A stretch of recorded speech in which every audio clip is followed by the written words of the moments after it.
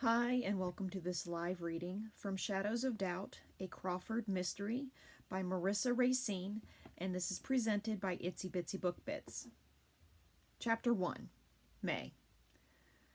I am old, Mr. Phillips, not senile. Margaret Archer squared her rounded shoulders as she glared at the attorney who had been questioning her since 9 o'clock that morning.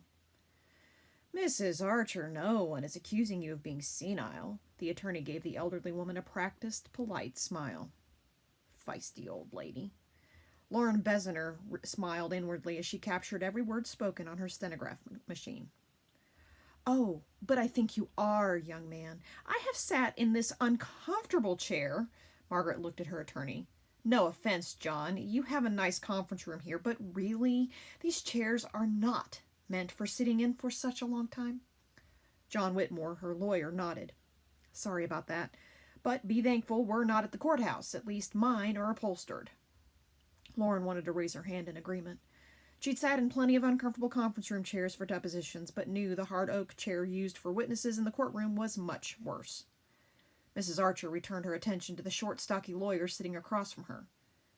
I've been answering all your questions, correctly, I might add. And now you're asking me the same questions over again. Do you remember the first few questions out of your mouth this morning? Mrs. Archer, I do. State your name and address, and I answered you. And how many times have you been married? I even answered that question, though only the Lord knows what that has to do with the reason why I'm here. And now, here we are at. She looked at the watch on her bony wrist. 10:30, and you're asking me again where I live. She crossed her arms over her chest. Either you're the one with the poor memory, or more likely you're trying to trip me up. And I refuse to sit here any longer and have you waste my precious time. Margaret Archer's clear gray-blue eyes focused on her son Raymond Newell, who sat next to his attorney, Mr. Phillips. I'll answer the question. One last time. I live in Crawford, Wyoming. Always have. And today's date is still May 10th. And I'll save you the trouble by also saying a half hour from now it's still going to be May 10th. I've explained to you at the beginning of the deposition, said Mr. Phillips, his dark-framed glasses shielding the amused expression on his face. I need to confirm a few... Yes, I heard what you said earlier, but at this rate, if you keep dragging this deposition out... Is that what you call what we're doing here, John? My answer will have to be May 11th. Mr. Whitmore laid a reassuring hand on his client's thin forearm. Let him ask another question, Margaret. He looked at Mr. Phillips. I haven't objected to your redundant questions, but my client is correct. If you have any other questions that haven't already been asked, please continue. The woman brushed her lawyer's hand away. John, I'm sorry, but I've had quite enough of this. He's just having me answer questions he already knows I know the answers to. She snatched up the doctor's report that lay on the table between them, turned to the last page, and tapped a gnarled finger at the last sentence. Patient is oriented as to date, time, and place. What more proof do you need?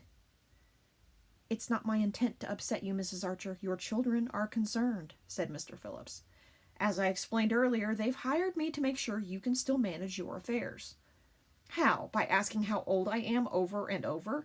It was embarrassing enough having to go to a doctor and answer all his questions. And now this? I feel like I'm on trial and my freedom is at stake.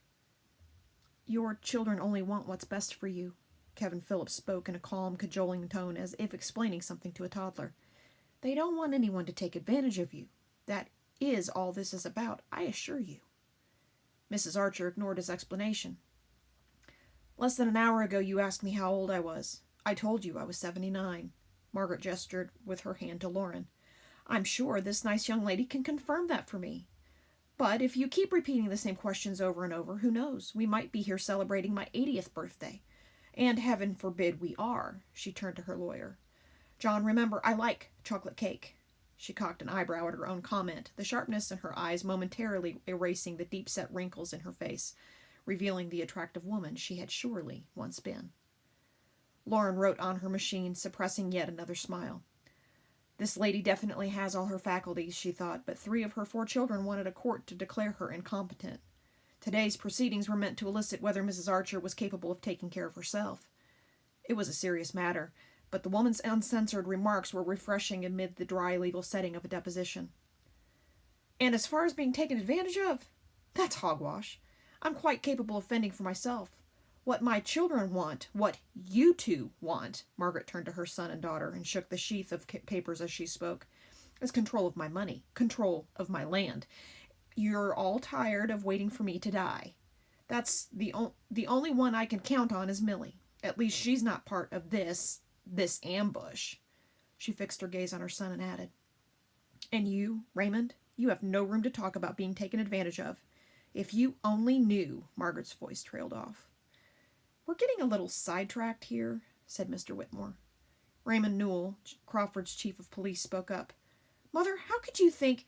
And, Mrs. Archer's voice quivered as she turned her attention back to Mr. Phillips. They've hired you to convince a court I'm incompetent and need a guardian when all of you know darned well I don't. Margaret pushed the sheaf of papers across the table, stood, and started for the door.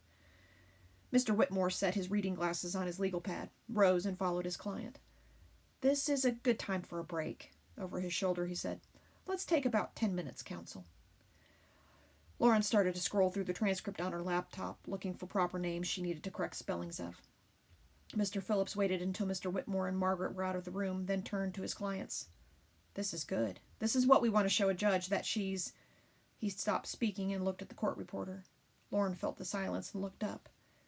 Would you mind? Mr. Phillips nodded toward the door. Well, you could all leave and talk somewhere else. Of course not. Lauren understood attorneys needed to speak with their clients alone in order to maintain their attorney-client privilege, even if she weren't part of their conversation. She closed the lid of her laptop and left the conference room.